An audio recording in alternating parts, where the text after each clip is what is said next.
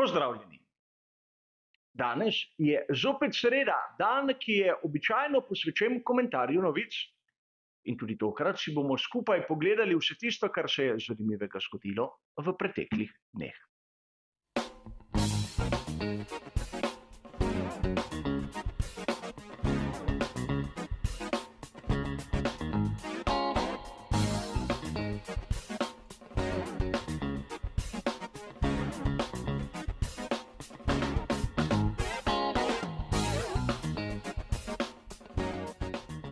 Na vrsto je prišel že 33. letošnji komentar in nahajamo se v sredini poletnega premora.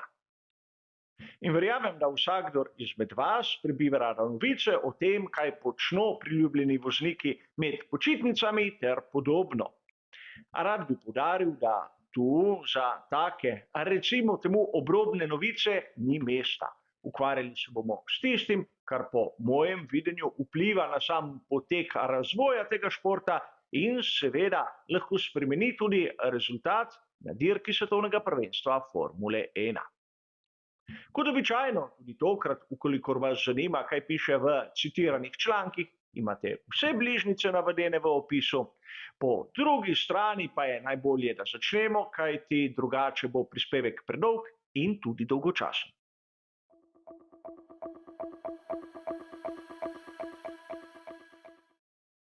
Danes se bomo najprej ustavili pri članku, ki je bil objavljen na spletnem portalu motosport.com 14.8. V njem lahko vidimo izjemno zanimivo razmišljanje o tem, kakšne so opcije Charlesa Leclerca, ukolikor bi se odločil zamenjati ekipo. A tu moram na začetku poudariti dve zadevi. Najprej Charlesu Leclercu poteče pogodba konec sezone 2024, torej še več kot leto dni nas loči od tistega datuma, ko se bo ta sedanja pogodba iztekla. In drugič, izjemno verjetno je, da bo Charles Leclerc podaljšal skuderijo Ferrari. In to ne samo za eno sezono, ampak pri Ferrariju po govoricah bi radi Charlesa Leclerca priklenili za več sezon. A videli bomo skupaj, kaj se bo zgodilo. A Charles Leclerc, poleg skuderije Ferrari, ima po mnenju avtorjev vsaj še 3 opcije. A od teh 3 opcij, bodimo iskreni, sta 2, vsaj po mojem mnenju, malo verjetni. In prva izmed obeh malo verjetnih opcij je Mercedes. Seveda v primeru, da bi Lewis Hamilton po podaljšanju pogodbe za 1 leto se odločil prenehati s kariero ali pa poiskati srečo nekje drugje, bi lahko Charles Leclerc prišel v to ekipo. A zagotovo ne na mesto prvega voznika. In tu nastane največji problem, kajti Charles Leclerc je navajen na ta status. In pravzaprav si ga ne predstavljam, kako bi se on žrtvoval za ekipo. Kvečjemu pričakuje obratno. Ampak gre za moje osebno videnje, za moje osebno mnenje, ki je kot običajno lahko tudi zmotno. Seveda tudi druga opcija nam nudi pravzaprav iste pomisleke kot prva. Govorimo o Red Bullu. Tudi tu, če bi prišel Charles Leclerc, zagotovo ne bi dobil mesta prvega voznika, ampak onega, ki se mora žrtvovati za, imenujmo ga, skupno dobro. In zopet ga v tej vlogi ne vidim.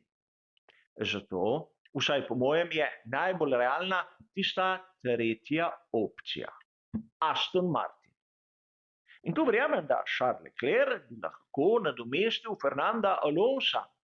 Ima bistveno manj let, ampak je hiter, ima talent in lahko bi dosegel podobne rezultate kot španski veteran, ukolikor bi imel primerni bolid.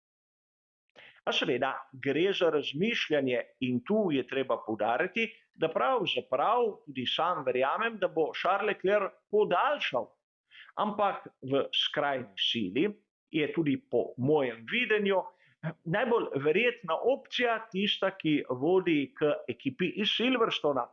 A videli bomo, kot običajno, kaj bo pokazala prihodnost. Pojdimo raje k naši drugi današnji temi.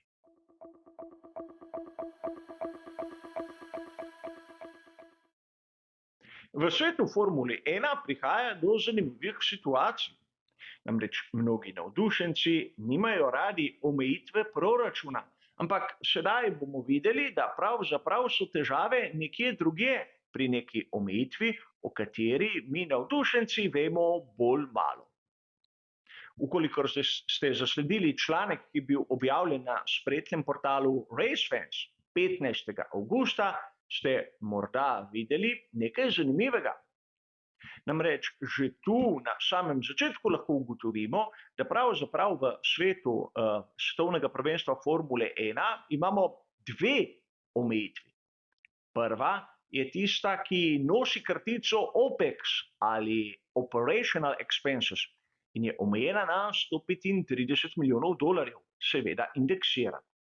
Ampak po drugi strani imamo tudi CapEx ali Capital Expenses, kjer je omejitev 45 milijonov.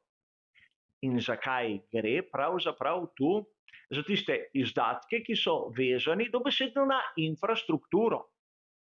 Namreč tudi ekipe morajo posodabljati na primer vetrovnik, izpopolnjevati tehnološki proces, kako se na primer ogljikova vlakna oblikujejo in seveda temu prilagajati samo opremo, ter še bi lahko našteval. V članku je omenjena epizoda, ki smo jo vsi mi seveda zasledili. Ko je James Wolves prišel v Williams, je ugotovil, da na določenih področjih zaostajajo za 20 let. In to pomeni, da tam bi moral Williams vložiti velike količine denarja, da bi lahko dohitel konkurenco. Ampak ostale ekipe nočejo dati na primer Williamsu nekega odpustka, ki bi jih približalo tam vrhu zaradi recimo temu racionalnih razlogov. Po eni strani se moramo strinjati, da na primer Lawrence Stroll, ko je kupil Racing Point, sedaj Aston Martin, je imel približno 2 leti časa, da je začel s svojimi investicijami. Po drugi strani, ko so pri Williamsu zamenjali lastništvo in je vstopil Dorlington Capital, je pravzaprav stopila v veljavo ta omejitev in kakšnih posodobitev ni bilo mogoče izvesti. Ampak ekipe se strinjajo, ukolikor bi vsi imeli enake omejitve. Zakaj 45 milijonov, lahko bi jih bilo 50, 60, 70, 90, ni važno. A če bi ekipi Williams dopustili nekako izboljšati svojo infrastrukturo, bi se to poznalo pri zmanjšanju stroškov na oni prvi postavki. Zakaj, se boste spraševali? Ukolikor pri Williamsu, na primer, posodobijo tiste elemente, ki jih rabijo za samo izdelavo ogljikovih vlaken, bodo morda porabili manj električne energije. In ukolikor bo njihov račun za električno energijo nižji, pomeni, da ta prihranek lahko porabijo nekje drugje. In zopet bi bili v neki nešportni situaciji, ko bi nekomu omogočili nekaj, kar je drugim dobesedno prepovedano. Zato menim, da v Formuli 1 so pred kočljivim problemom, katerega rešitev je vse prej kot enostavna. Namreč pri takih spremembah se morajo strinjati vsi, tudi oni, ki imajo infrastrukturo na vrhunski ravni in bi jo radi še izboljšali. A kot običajno bomo videli, kaj se bo zgodilo v prihodnosti. Mi pojdimo k naši tretji današnji temi.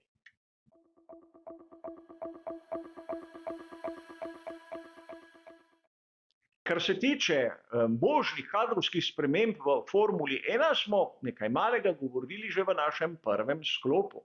A v tretjem se bomo ustavili ob članku, ki sem ga zasledil 11. avgusta na uradni spletni strani Formule 1, f1.com. Tu je Lawrence Barretto napravil izjemno racionalno analizo tistega, kar bomo mogoče videli v naslednjih mesecih. In seveda šel je od ekipe do ekipe tam, kjer nekomu poteče pogodba oziroma kjer morda kaže na kakšno spremembo. In seveda začel je pri tovarniški ekipi Mercedes, kjer ne dvomi, da bo Lewis Hamilton podaljšal svojo pogodbo. Pred njim je morda še 5 sezon na tistem najvišjem nivoju in iskati sedaj zamenjavo bi bilo rahlo iracionalno. Seveda, videli bomo, za koliko sezon bo podaljšal Lewis Hamilton, ampak tudi meni se zdi ta opcija tista prava. Po drugi strani lahko vidimo pri ekipi Williams, kako se dobesedno trudijo z Loganom Sargentom. Vanj so vložili seveda dosti denarja, ampak Logan Sargent, ukolikor želi nadaljevati tudi v naslednji sezoni, mora biti bistveno bolj konsistenten in, kar je bolj pomembno, zmanjšati mora razliko predvsem na kvalifikacijah med njim in seveda Aleksandrom Albonom. Pri Williamsu si želijo nadaljevati s Sargentom, ampak ta mora pokazati določene kvalitete. Drugače, naprimer, obstaja še zmeraj tista možnost Mika Schumacherja. Pri ekipi Haas, verjetno tako Magnussen kot Hülkenberg bosta podaljšala svojo avanturo v tej ameriški ekipi, kjer pravzaprav nimajo drugih opcij v ozadju. In zanimivo je, da tudi pri ekipi Sauber lahko vidimo, da si želijo nadaljevati zgodbo z Zhujem. Po drugi strani v Formuli 2 imajo Thea Pourchaire, ampak ta ne kaže tistih izjemnih lastnosti, ki bi jih od njega pričakovali. Zato ne smemo biti začudeni, če s kitajskim voznikom bodo pri tej švicarski ekipi podaljšali dogovor tudi v prihodnje. Še posebej zato, ker drugo leto upajmo, da bomo videli tudi veliko nagrado Kitajske. Zanimiva situacija pri Alfa Tauriju. Dobro nam je znano, kako je Daniel Ricciardo uskočil namesto Nika de Vrija. A po drugi strani z bistveno manj konkurenčnim AT04 se mora dokazati in zaslužiti podaljšanje za naslednjo sezono. Ampak tu zanj je kar nekaj opcij.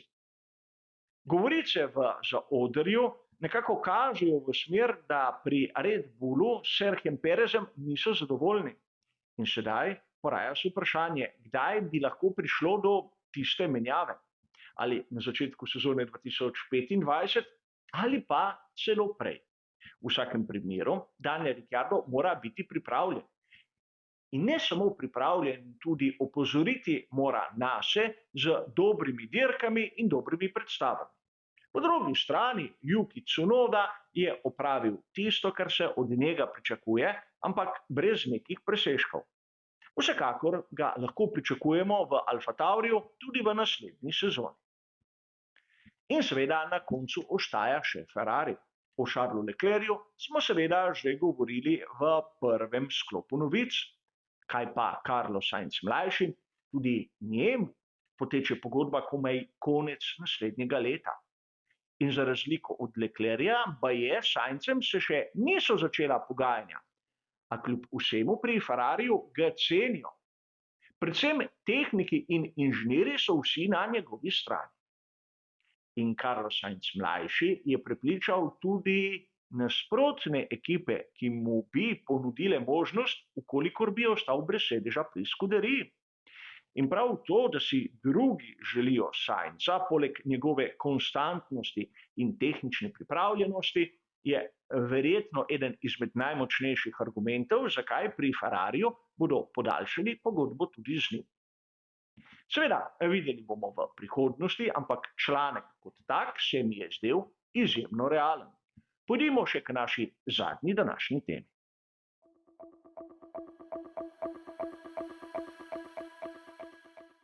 Petnajstega avgusta so pri italijanski Gazzetta dello Sport objavili intervju z Fredericom Vasseurjem. In kot ste verjetno že zaslutili, tudi tokrat je odgovarjal na vprašanja o kosilu v bližnji restavraciji. In verjamem, da intervju ni bil opravljen v času poletnega premora, ampak nekoliko prej pri italijanskem časopisu so si izbrali ta datum, ker je tema zanimiva in bi tako pritegnili svoje bralce. A kljub vsemu, vsem dolgem in priznam rahlo razvlečenem intervjuju, ni bilo moč zaslediti nič novega in nič takega, kar bi na prvi pogled pritegnilo mojo pozornost. Tiste standardne fraze, kako je Frederic Vasseur delaven, kako je tudi oster na določenih trenutkih in pravzaprav, kako mi, navdušenci pravega Vasseurja, sploh ne poznamo.